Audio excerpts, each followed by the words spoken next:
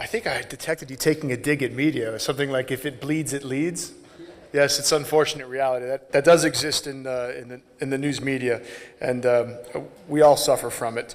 I thank you very much, Professor Haji, for your intervention and for your remarks, which we hope to continue in the Q&A. We're going to have one final speaker, and then for the next 10 minutes, we're going to hear from Professor Diaz, and then we're going to take a coffee break, and then we're going to come back and hopefully have a fun food fight. So without further ado, Romualdo Diaz is a sociologist, philosopher, writer, and professor at Sao Paulo State University. He's joining us from Brazil. A lot of representation from the Global South here. So please welcome Dr. Diaz.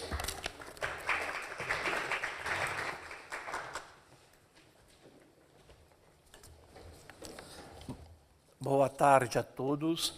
Eu agradeço imensamente o convite feito por Rafael para estar aqui. Estou muito contente de poder trazer para partilhar com vocês o que eu venho elaborando junto aos movimentos sociais. E a minha contribuição aqui vai se focar mais nesse trabalho pedagógico, nessa perspectiva da educação popular, como que nós trabalhamos nas organizações, nos movimentos populares. E eu coloquei como título do meu texto, Desafios para a Educação em Tempos de Colonização da Esperança. Quando estamos indignados diante de muitas expressões de sofrimento, não podemos confiar apenas nas nossas capacidades de produzirmos as mais generosas explicações para os fatos. As nossas experiências de argumentação racional vêm mostrando debilidades quando estamos nos movimentos sociais para cooperarmos com os trabalhos de organização. Há que pensar uma abordagem educacional com consistência para enfrentar o poder das imagens colonizadoras, dos sonhos e das esperanças. Estes dispositivos de colonização, constituídos de poderosas imagens, estão capturando os desejos da multidão e produzindo um efeito de profunda desmobilização para a atuação em ações coletivas capazes de enfrentar as situações de extremo sofrimento. Já que nossas formas de apresentação de ideias se debilitaram nas suas condições de mobilização dos coletivos para a participação em experiências de cooperação, precisamos articular todo o nosso entendimento com uma emoção. Precisamos superar a divisão primeira vivida pelo indivíduo nesta separação entre aquilo que pensa e aquilo que se sente. Há uma segunda divisão presente nos modos de estabelecermos os vínculos nas vivências coletivas. A tarefa educacional aí consiste em sustentarmos o trabalho sem descanso no cultivo dos vínculos. Tanto o indivíduo quanto os grupos precisamos pensar uma ação educacional com capacidade de contribuir em duas frentes de articulação. Na primeira, fizemos referência ao esforço em associar o que pensamos com aquilo que sentimos. Na segunda modalidade, sugerimos o trabalho sem descanso, no cultivo dos vínculos enquanto estamos juntos, para as tarefas de criarmos a solução para o sofrimento nas suas mais diversas expressões. Esta segunda tarefa será mais desenvolvida a seguir. A ação educacional realizada junto aos movimentos sociais pode ganhar maior amplitude se pensarmos o cultivo dos vínculos em três esferas de compreensão da vida. A primeira esfera está definida sobre o reconhecimento da categoria modal da existência, da necessidade. Sobre esta modalidade de viver, constituímos a esfera da nossa sobrevivência. Aí, cada indivíduo estabelece um vínculo com seu próprio corpo, pois trata-se de uma condição para realizar seu pertencimento ao mundo. Estamos presentes neste mundo em nossa curta trajetória com o nosso corpo, e dele precisamos cuidar. A ação educacional, neste caso, confere a qualidade do vínculo em seus efeitos sobre a saúde em geral. Um corpo doente, enfraquecido, cheio de dores, tem muita dificuldade para contribuir nos esforços de luta por uma vida melhor.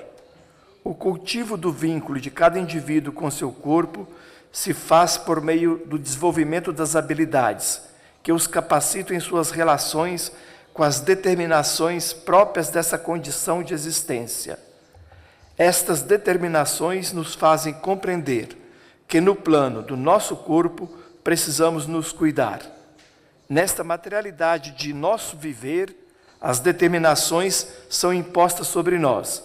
E ao invés de lidarmos com elas apenas sofrendo, podemos nos habilitar para o exercício permanente do melhor cuidado. Vamos poder cuidar melhor de nossa alimentação, de nossa saúde, de nosso descanso, de nossa condição de morar, enfim, de tudo aquilo que nos proporciona o prazer em viver.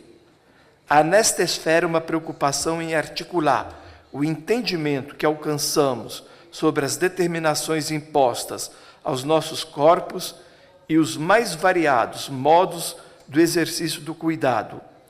Assim damos um salto de qualidade em nossas vidas, pois deixamos de lamentar esta condição ontológica de precariedade marcada em nossos corpos para exercitarmos o cuidado atento e realista, sem ilusões, para sustentarmos uma vida com saúde. A segunda esfera está definida sobre o reconhecimento da categoria modal de existência da realidade. Sobre essa materialidade do viver, construímos a esfera da nossa convivência. Neste plano, cada indivíduo cultiva o vínculo com o outro, seu semelhante, nas mais diversas modalidades de relacionamento, nas mais variadas formas de presença. O cultivo do vínculo de cada indivíduo com seu semelhante pode se realizar por meio da formação de atitudes. O trabalho da ação educacional estará atento em promover um deslocamento de um lugar de exercício da presença constituído de gestos de tutelas e orientará para novas experiências de encontro com o outro em relações de complementariedade. Aqui trata-se de entender que vamos ao encontro do outro por uma imposição de nossa própria precariedade. Vamos ao encontro do outro porque não temos outra escolha, se reconhecemos aquela dependência mobilizadora das boas trocas. A vida de todos nós depende desta habilidade em realizarmos as boas trocas.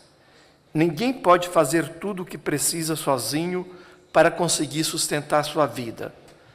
Precisamos uns dos outros e assim nos complementamos, cada um com aquilo que lhe é próprio, se fazendo presente em uma relação de dar e receber ao mesmo tempo. A educação aqui tem a tarefa de conferir o quanto a atitude se torna possível por meio de um deslocamento das formas de encontros dominados por gestos de tutela para experimentarmos outro lugar em que a presença se faz na cooperação.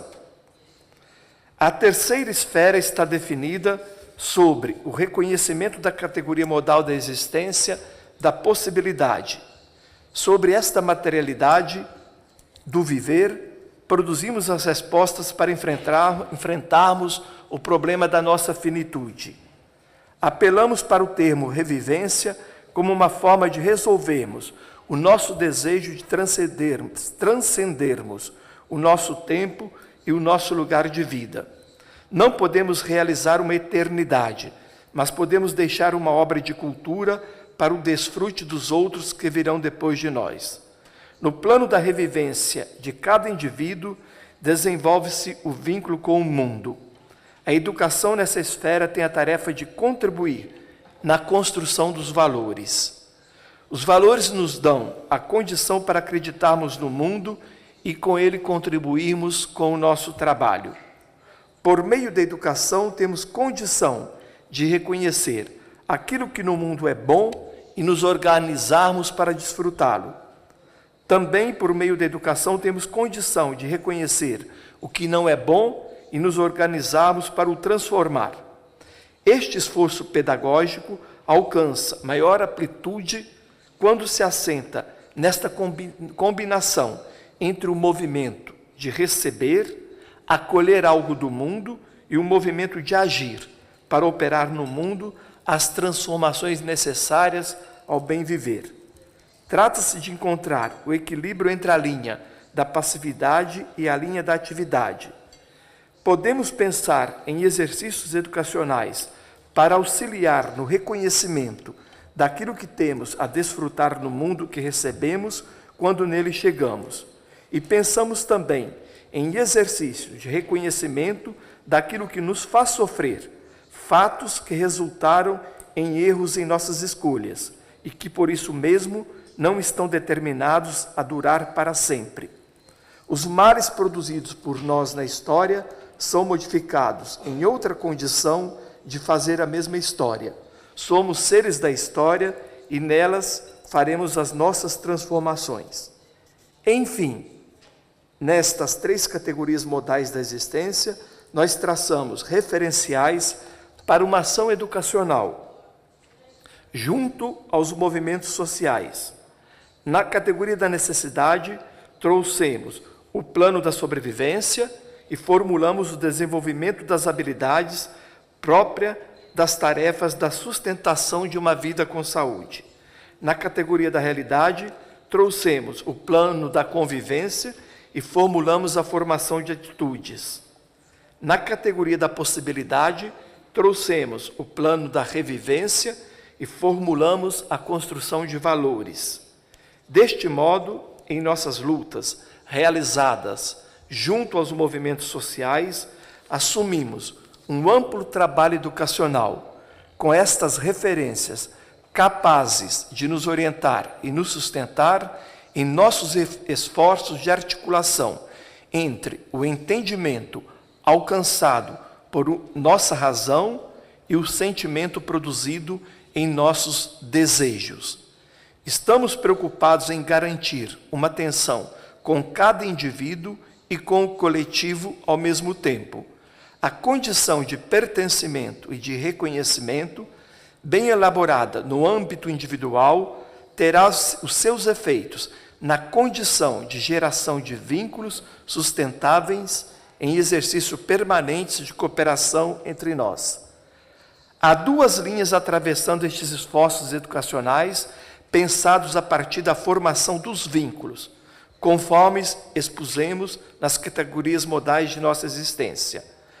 A primeira linha se refere ao fato de assumirmos como ponto de partida a situação do sofrimento.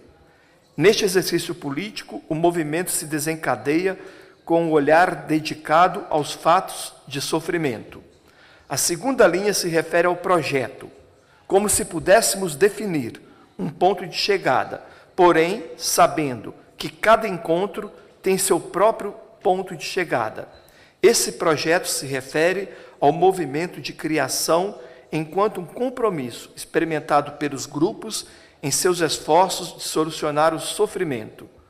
O sofrimento nos indica um parâmetro de ação que consiste em uma ética, e as experiências de criação do coletivo nos indicam um parâmetro de ação que consiste em uma estética. Deste modo, podemos afirmar um projeto político feito pela arte. Com isto, queremos afirmar que podemos fazer de nossas vidas uma obra de arte, sempre nesta preocupação em buscar o equilíbrio de um olhar que está atento ao que se passa com cada indivíduo e outro olhar atento ao que se passa no conjunto das vivências grupais. Eu termino aqui a minha contribuição. Eu queria colocar este foco nesse trabalho educacional, na construção com os vínculos que nos unem entre nós, para estarmos nessas experiências de permanente invenção de outras possibilidades para a vida. Muito obrigado.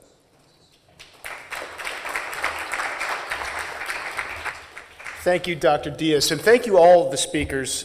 We have a lot to think about, a couple of frameworks to consider the events that we've been unpacking today, and we're going to continue just after this coffee break.